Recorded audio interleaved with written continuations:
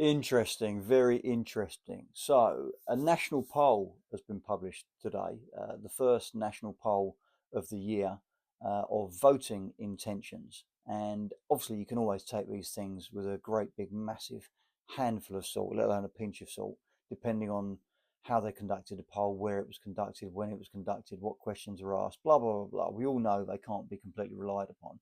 But what's interesting is that for the very first time ever, Reform are in the lead. I say in the lead, they're actually neck and neck with the Labour Party. Labour support has fallen from the election down to 25% now, and Reform has risen to 25%. So they're both neck and neck. I think the Tories are down on 20 or 21, and the Lib Dems much lower than that. So, as I say, you have to take this with a very big pinch of salt. It's probably not entirely accurate, but what it is a measure of the direction of travel. If you look at all of the national polls that have come out over, say, the last 2 or 3 months or so, they're all showing similar things. They're all showing Labour support gradually edging down. At one stage, the Conservatives edged right back up to get quite close to them. And then I think what's gone on over the last week or two in terms of the scandal over the rape gangs and grooming gangs, etc., because the Reform are the only party to have taken the strongest stance on it, they've really grown in the polls. So 25% each. Now, obviously, an election is a long way off yet, potentially 4 years, 4.5 years away. So there's a lot still to play for. But what's going to happen if this continues? What's going to happen if, as it looks like as of today, the economy continues to tank? I don't know if you've seen this in the news, but the pound is absolutely collapsing against the dollar over the last few days. It's really literally falling through the floor. Interest rates or long-term government borrowing rates have gone up to the highest level in, I think it's 16 years. Confidence in the economy is down.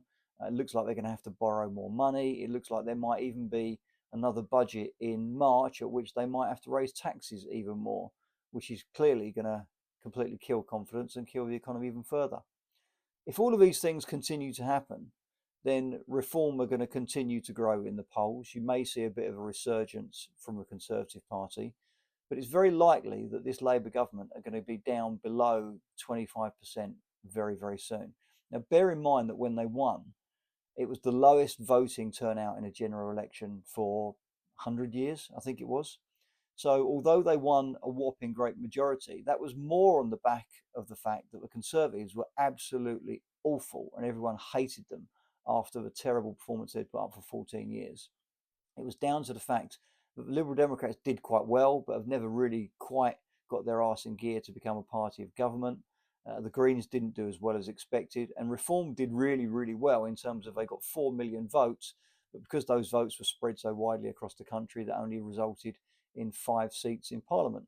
So Labour blitzed it. They got a whacking great majority, but they only actually got a 20% share of the entire population of the country, and they won it on the lowest winning level for any government in about 100 years.